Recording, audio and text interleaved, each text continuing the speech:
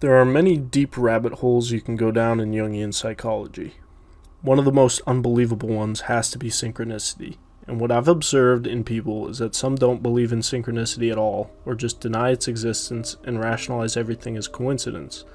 The other side, which is mostly spiritual people, believe in it and admit its existence and exclaim these things are important cosmic happenings, but they will never deep dive into it more than getting a tattoo of their lucky number or going and visiting a psychic. Personally, I think it's insane that so many people experience these things and don't spend all their time thinking about it. My intrigue in meaningful coincidences has grown into a belief that it's some form of communication, assumingly a positive one, between me and some higher power, or whoever's experiencing it in some higher power. But only occasionally do these synchronicities actually amount to something, or lead me to a life-changing difference. Seeing and researching the ideas of numbers, where they come from, and what they mean, led me to take ideas like numerology very seriously, to the point where I think of synchronicity and figuring out how to decode it as more important than performing daily tasks. I've been led to the book Number and Time by Marie-Louise von France. This book consists of the ideas Jung was working on close to his death. So in this series, I'm going to go through the book chapter by chapter and try to explain these ideas and summarize the book to the best of my abilities, providing my interpretations and some other references. So this is a really difficult book to understand, and this is kind of my own study guide is going to be making this series. There's also no content about it on YouTube, so hopefully this reaches people that are interested in this stuff. The introduction goes through how von France came to writing this book. And so Jung basically in his old age handed down the notes to von France because he was, quote, far too old to complete it. Von France kind of held it on the back burner for a long time, but she says that her unconscious was bugging her about it. And she had a dream of this male academic side of herself. The dream was a young scholar in an art museum, and Jung shows up and starts having a discussion with him. And then he urges von France to come and listen to their conversation. And that was her sign to write the book. In Jung's book on synchronicity, he describes some of the mathematical characteristics of numbers, explaining that these numbers are archetypes themselves. And then we get into the first chapter.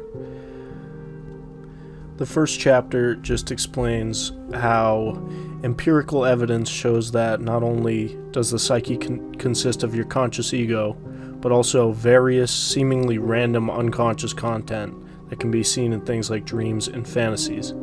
Jung dove so deep into this idea, he fell on the layer of the unconscious, the collective unconscious. Specifically, these are natural structures in your psyche that are the same for every human. If you're familiar with Jung at all, you should know this concept, obviously. And where he differs from Freud believed the id, or your animalistic impulses, were archaic remains of evolution of consciousness. So, while evolving, there's left behind things that were needed for survival.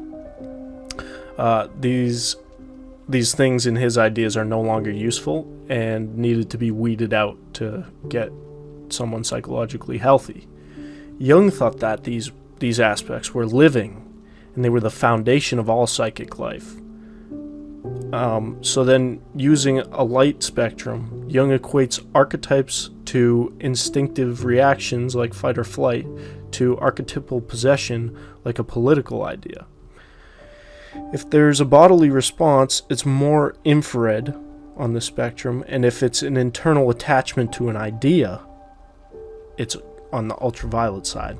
So you can think of one as nature grabbing a hold of you quickly, like you start sweating when you're nervous, and the other as nature slowly enveloping you into a stronger grasp, like if you're indoctrinated into an idea through school or something. But both take place in the same natural, invisible reality below the psyche, in the collective unconscious. So most psychologists at the time studied these reactions that were caused more by matter, like physical pain or social reactionary pain. And Jung studied the opposite end, reactions that were caused by a slow burn of fantasies that were inside his patients and things. And he developed these models, the models of what direction the psyche takes slowly through not just a single occurrence, but many occurrences. These models closely resemble models newly discovered in microphysics. Due to the indications of the similarities, the idea arose that if it's a possibility that matter can affect the psyche, which we see in that reactionary idea, that the reverse is also true. Von Frans here refers to psychosomatic medicine as an example, that they're already studying this so that medicine can be sort of reverse engineer the psyche. She then describes how present-day scientific rationalism blocks the idea from being accepted mainstream. And this is where Jung started to take seriously the idea of synchronicity. One of the first influences was presented to him by Richard Wilhelm, and this was a translation of the I Ching, the Book of Changes. This is a Chinese book of wisdom explaining synchronistic occurrences.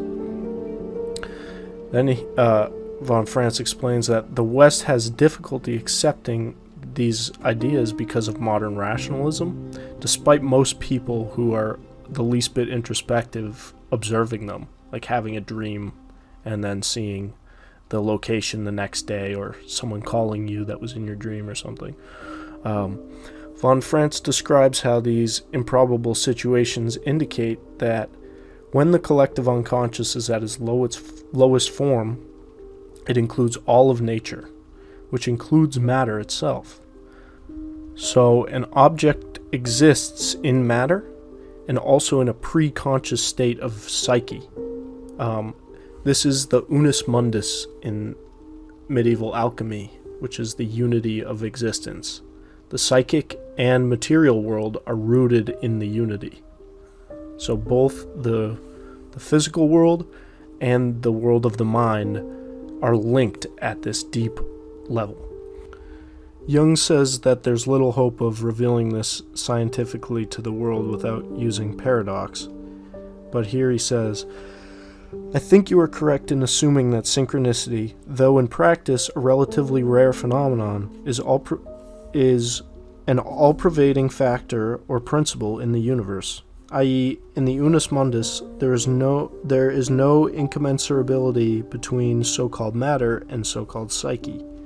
Here one gets into deep waters. At least I myself must confess that I am far from having sounded these abysmal depths.